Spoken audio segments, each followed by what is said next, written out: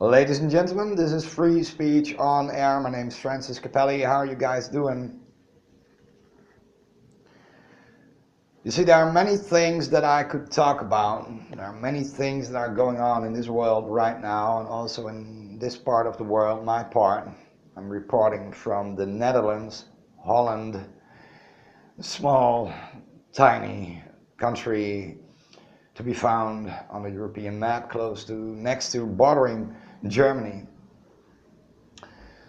There are so many things that I could talk about, and sometimes it's pretty hard, to. This world is basically it's a high rise of problems that need to be addressed, and it's just almost impossible to reach out and pull one or two problems out of that enormous stack and put it on the table and let's talk about it. Open discussion about that. It's very hard. The world is in turmoil. You know it, I know it. Many people know it. Even those who don't speak out, who are not willing to look at the evidence, who just, go to their jobs, back to their homes, their little vacations, whatever they do, but they know. It is a inside knowledge. It's not an inside job, but it's an inside knowledge. 9/11 is an inside knowledge. World War III is an inside knowledge. The ruling elite, that's an inside knowledge. That money buys whatever there is because everything's for sale, that's an inside knowledge. So here we are with all that inside knowledge, whether we choose to speak about it or not. We are a part of humanity, a part of the masses. We live on this planet by the millions and millions and millions and millions. But we are not able to, whatever it is that forces us into directions that we don't want to go. We are not able to change that. And not even those who are speaking out loud against the establishment. People like Alex Jones and others. They recognize that the masses, and we call them how do we call that? The 99%? Yeah. For argument's sake, let's call the masses the 99%. They know that whatever is going to happen next, it has nothing to do with the so-called 99%. We are not able to make a move. And how do I know that? I just listen. When Alex Jones was talking to Nigel Farage about Brexit, Nigel Farage was asked by Alex Jones.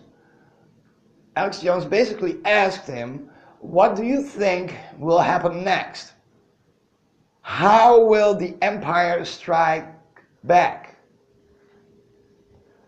Will they cause a financial collapse? Will they cause banks in Germany to cease to exist? Will they invoke a war or a whatever? How do you think, Mr. Farage, the empire will strike back? Just go back, check it out. Alex Jones, Nigel Farage, Brexit. You will get there. You will find that segment. Anyway, that question to me proves that even Alex Jones knows that whatever the move is, it will come from the empire. The 99% is not moving. We are protesting or or just putting the heads in the sand. But whatever we do, the 99% is not moving. Whatever the next move will be has nothing to do with us. I thought about that today, this morning, when I walked the streets of false security, just like you do, each and every day, whether you live in a town, in a city. We all walk streets of false security. It is still there, but for how long? Because the inside knowledge tells us that the world is tipped out of balance. And the things that are coming for us are not pleasant and cannot be stopped. Not in the way it is going today. The 99% are not in power at all. History recorded that fact many, many times over. To Hitler, the masses were the last resort, not the first resort. The 99% were the last resort. And when everything else failed, he commanded the German people to stop the armies with their bare hands, to stop the Russians with broomsticks, with stones, with whatever they could lay their hands on. And it turned into, of course, a massacre, the Day of Infamy. The masses are the last resort in all of this. The masses are not able to move. When I walk the streets of the Netherlands, when I walk these false streets of security, the streets of my hometown Enschede, what do I see? I see row after row, housing units, row after row, looking, built in such a way that it looks like Legoland or something like that. It's like a play school town. Basically built all the same gardens, the same front doors, same garage, same this, same that, a uniform build street or housing units. So if you look at it, you say, well, it suggests a uniform thing. It suggests almost it's like an army. It's all the same. It's all in the same colors. It suggests the power of uniformity. But it doesn't live there, believe me. It doesn't live under the roof there, because all the front doors separate people from one another. We are living basically in isolation. The more people you stack on top of each other in high rises, or throw them on a huge pile in the major cities, the more isolated they become. So the masses, the 99%, to me, in my opinion, it is not a force of any kind. It's a huge bunch of individuals caught in their individual struggle to survive, to look for.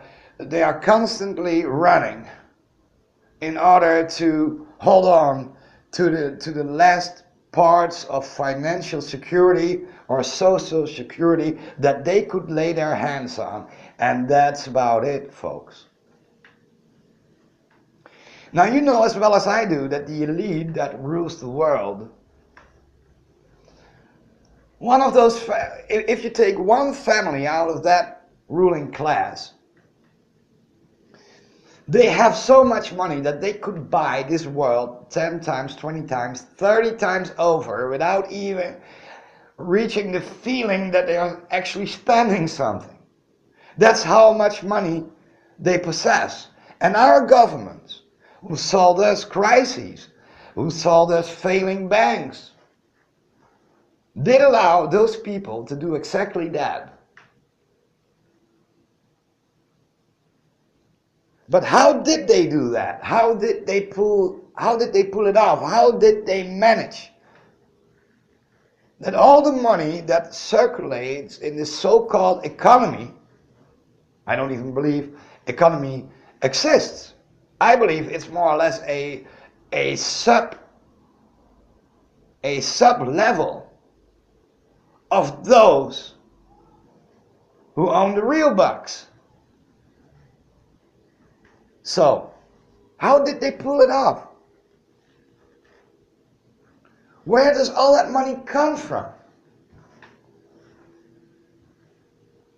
Well, that's pretty easy, guys. That money belonged to the masses, to the 99%. You see, each and every dime, every penny that we spend ends up in their pockets. And that's how they did it. They stole the money. Have you ever heard of the phrase power to the people? Of course you did. Power to the people. What does that mean? That phrase, power to the people. That they don't have any. It's not power of the people, it's power to the people. It is something that was stolen from us and was not returned.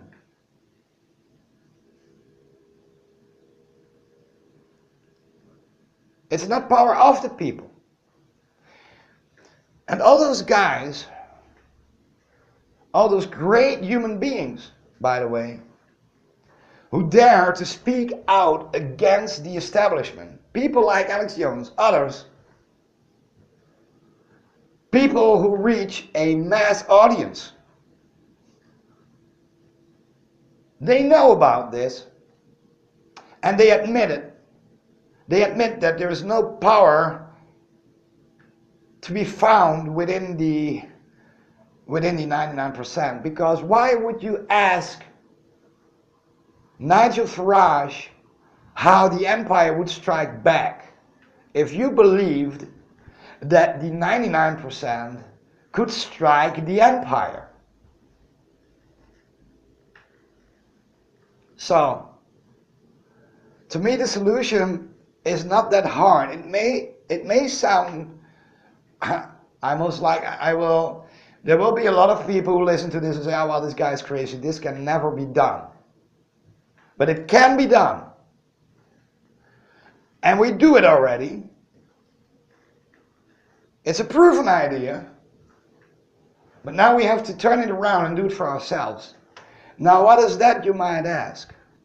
Well, you see, where you see 1 million people walking with just $10 in their pocket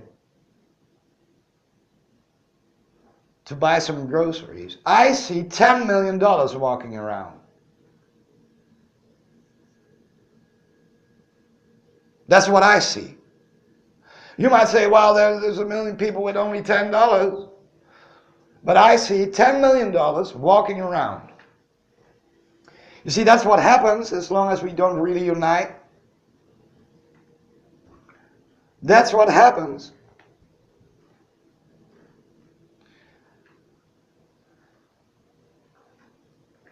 What we need basically is a bank account. Listen, what we need, let's put it, okay, I like simplicity, right? I like to get my points across in such a way that a simple-minded individual such as myself understands what it is that I'm trying to get across, okay? So, listen, we need a bank account. And we need a lot of people to be aware, to get aware of that bank account. And we need those people to put some coins in there.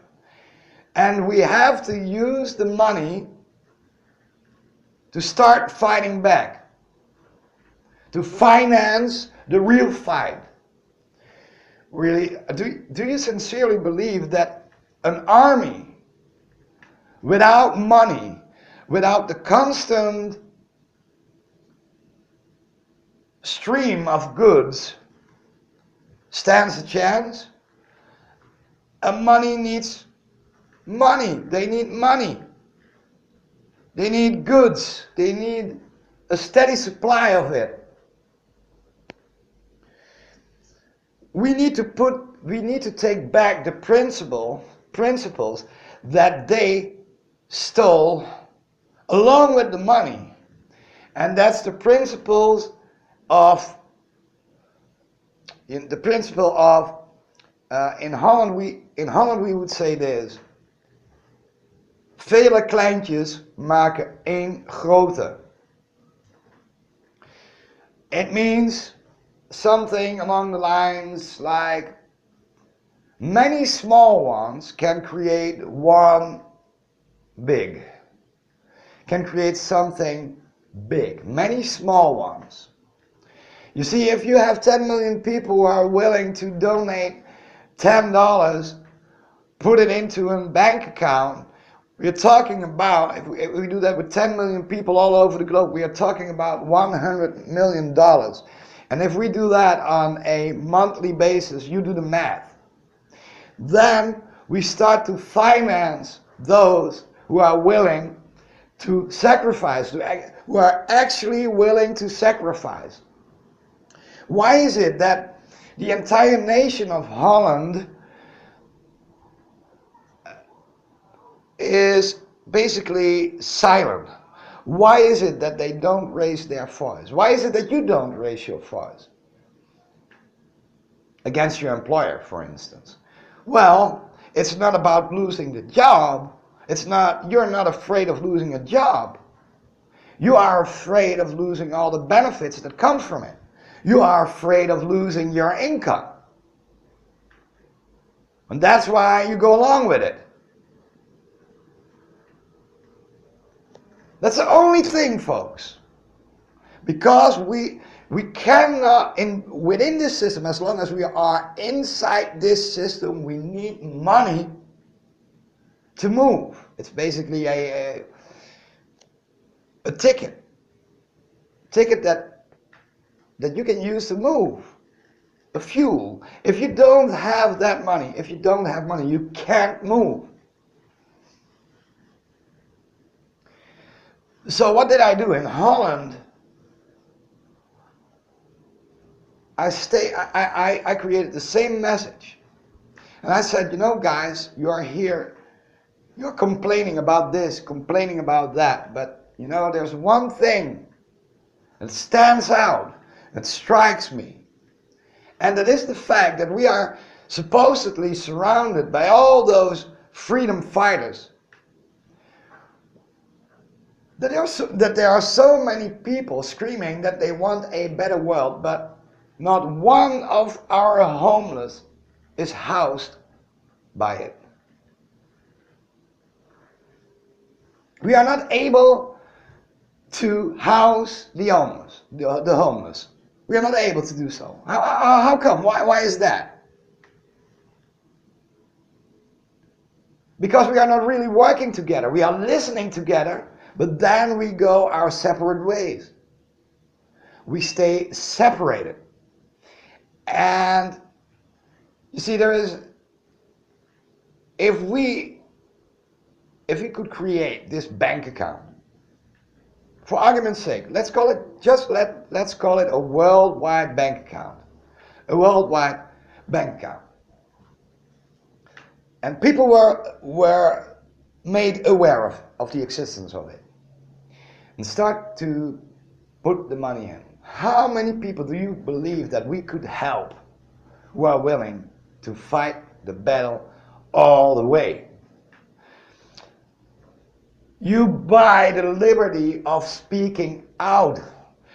I'm not afraid of losing my job because my people have my back.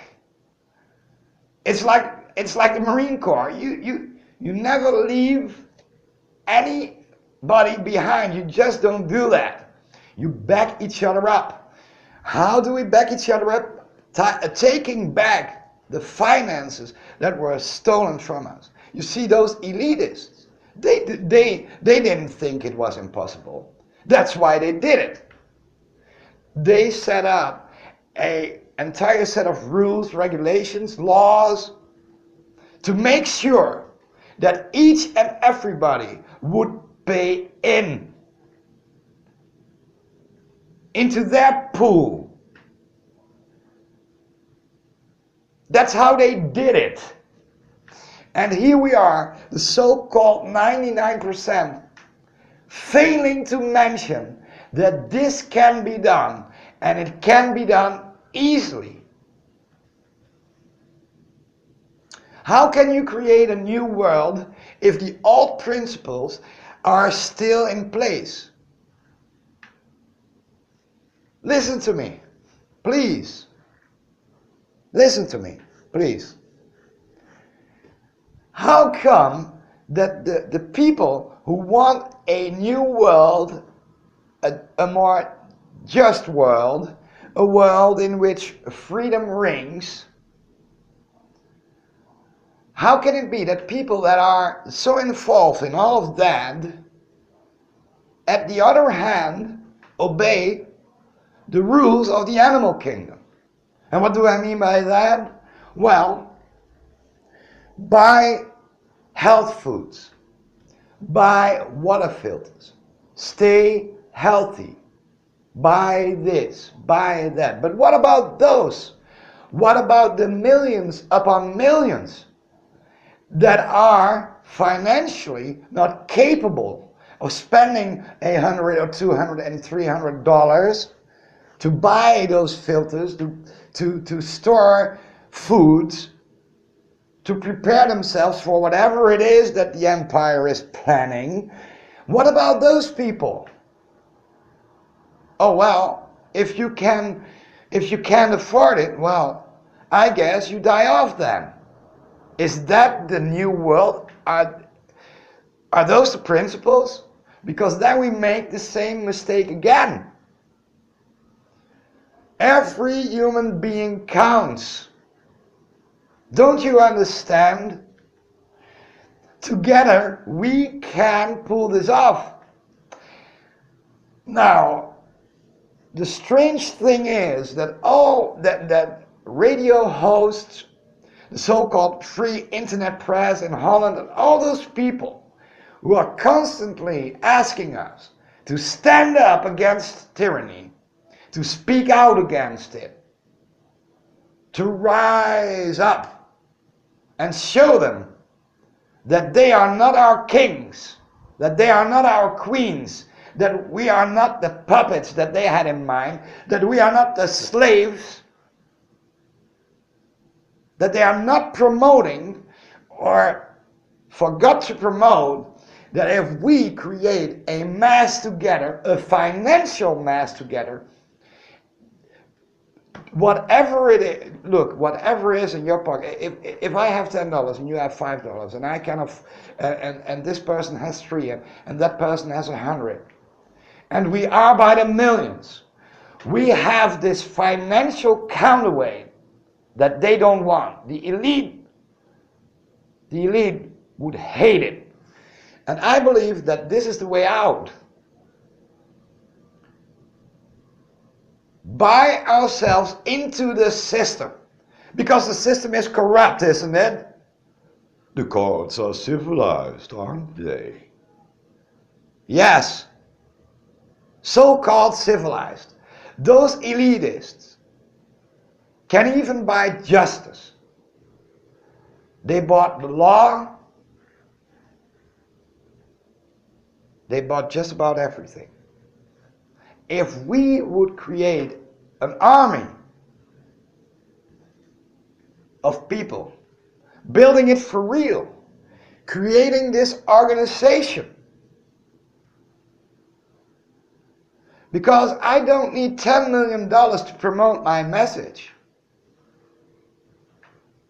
I don't need anything to be able to reach you. The only thing I need is my voice and a recorder. YouTube or Facebook. And the only thing you need is to plug in, listen to it, and see what you can do with it. This is not about me. I'm not asking you to send me the money.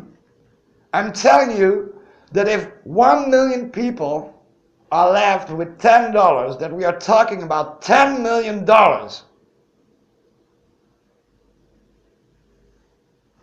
And if we turn this thing around on the same grounds that they did, we might stand a chance. That's what I believe. That's what I believed then when I did those episodes in Dutch. And that's what I believe now, guys.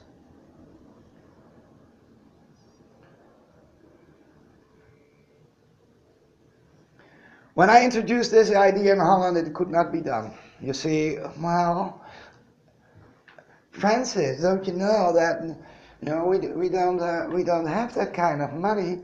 So many people they don't even have enough money to put food on the table. How can you ask us to set aside some money? Well, there's a solution for that too, guys. On the internet, there are many sites that actually pay you for writing a small article. Sometimes $1 per article, $2 per article. Now let's say if you would write 50 articles in a month, that's not even 2 a day. Small articles. You would make $50 out of thin air, basically, out of the blue. And you can put that into a centralized account of this movement, whatever you want to call it. Here in Holland, of course, that could not be done. Oh no, we receive a government benefits and we are not allowed to make some extra dollars. Sorry. Well, you see, if you do, if you're looking at it like that, well, then the only thing I can suggest, why don't you sit down and just wait until they come and kill you? Because you're dying anyway. Doesn't matter, right? We can create solutions, guys. But don't make the mistake of seeing the 99% as a whole, as a mess, because it isn't. It's a bunch of individuals, but when we really unite and start and build a financial weapon against the financial weapons that were pointed to us in the first place, we can do something with it.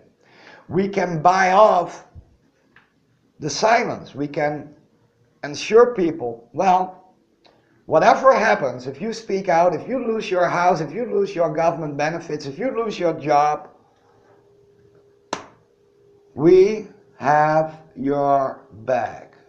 Just like the mob did this for many centuries.